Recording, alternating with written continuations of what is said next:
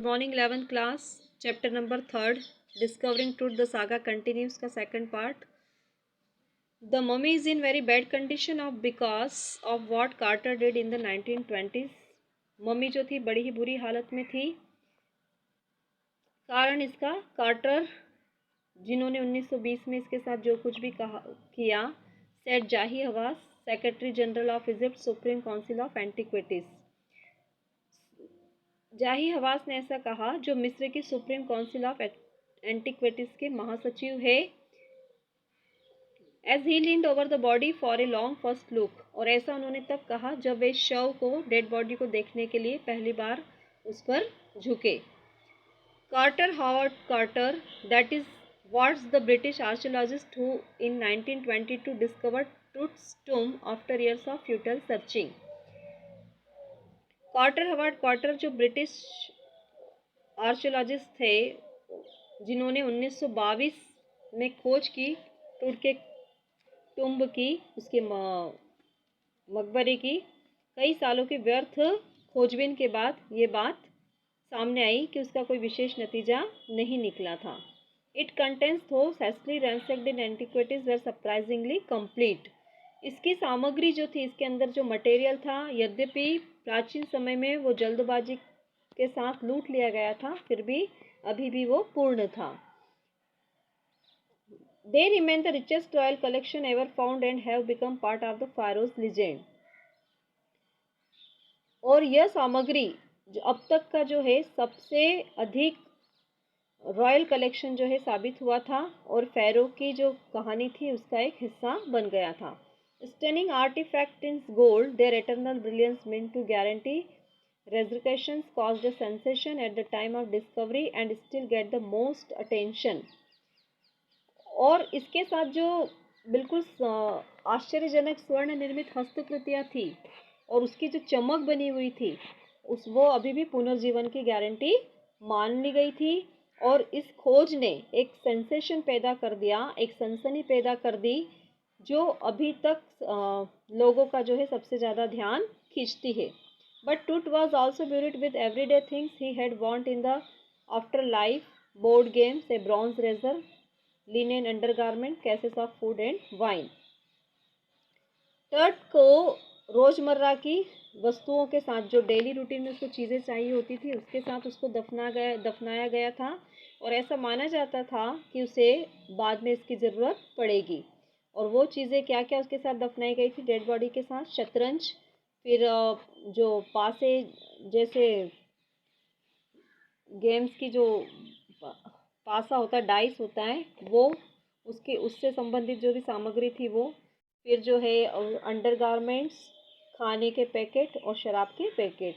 After month of careful recording the pharaoh's funerary treasure, Carter began investigating his 3 nested coffins. अब महीनों तक बड़ी ही सावधानी से फ़ैरो की जो ट्रेजरी थी, फ़ैरोज़ फंडरी ट्रेजर, उसके जो दफन संबंधी जो खजाना था, उसकी खोजबीन करने के बाद कार्टर ने इन्वेस्टिगेशन शुरू किया। उसके 3 कॉफिन कहेंगे उस ताबूत को, जो एक के अंदर एक बिठाए गए थे, उस कॉफिन की खोजबीन शुरू की। ओपनिंग द फर्स्ट, जब पहले ताबूत को उसने खोला, he found a shroud adorned with garland of willows and olive leaves, wild celery, lotus petal and cornflowers, the faded evidence of a burial in March और अप्रैल। जब उसने पहले ताबूत को खोला तो उसमें उसने क्या पाया? एक कफन उसमें पाया, एक कफन मिला उसे, जो सजा हुआ था। किससे सजा हुआ था? बेत और जैतून की पत्तियां, अजवाइन और कमल की जो पंखुड़ी होती है उससे, और मक्का के फूलों से बनी हुई माला से सजा हुआ था। पहले कॉफिन के अंदर जो कफन निकला था वो, और इस बात का वो सबूत देता था कि मार्च और अप्रैल में जो है दफन किया गया है। When he finally reached the mummy, though he ran into a trouble, और जब वो फाइनली अंत में जब मम्मी तक पहुंचा तो मुसीबत में पड़ गया।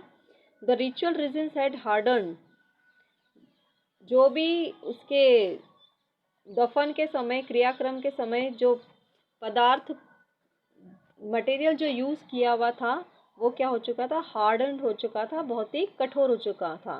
Cementing to the bottom of a solid gold coffin, और उसने टर्ट की जो सोने से बना कॉफिन था, उसने टर्ट की जो डेड बॉडी थी उससे उसको चिपका दिया था, मम्मी को जो है उससे चिपका दिया था। No amount of legitimate force could move them, और जो यदि उचित बल लगाया जाए, जितना लगाना चाहिए उतना फोर्स उस पर दिया जाता, तो भी वो उस पदार्थों को, जो कठोर पदार्थ से चिपकी हुई थी मम्मी, उस कठोर पदार्थों को नहीं हटा सक रहा था force. Carter wrote later what was to be done, Carter ने बाद में लिखा कि क्या कर सकते हैं। The sun can beat down like a hammer this far south in Egypt, और मिस्र में दक्षिणी भाग में सूर्य की जो धूप थी हथौड़े की तरह जो है पड़ रही थी, मतलब बहुत तेज गर्मी थी।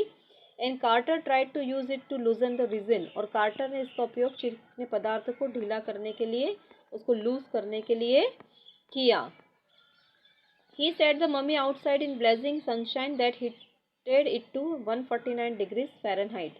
अब कार्टर ने जो है उसे मम्मी को कई घंटों तक जलती हुई धूप में रखा और इसे 149 डिग्री तक जो है गर्म कर दिया। नथिंग बस्ड, किंतु कुछ भी नहीं हिला डुला। He reported with a scientific detachment that the consolidated material had to be chiseled away from beneath the limbs and trunk before it was possible to raise the king's remains. अब इसमें बिल्कुल scientific detachment के साथ जो है quarter लिखता है कि जो ठोस मटेरियल जो है उसको सिवाय छेने की मदद से ही उसका जो डेड बॉडी का धड़ था और अन्य अंग जो थे, शरीर के जो भाग थे, उसको हटाया जा सकता था। बिना छेनी हथौड़े के उसको हटाना जो है संभव नहीं था। अब नेक्स्ट वीडियो में इसको कंटिन्यू करेंगे। आज के लिए इतना, थैंक यू।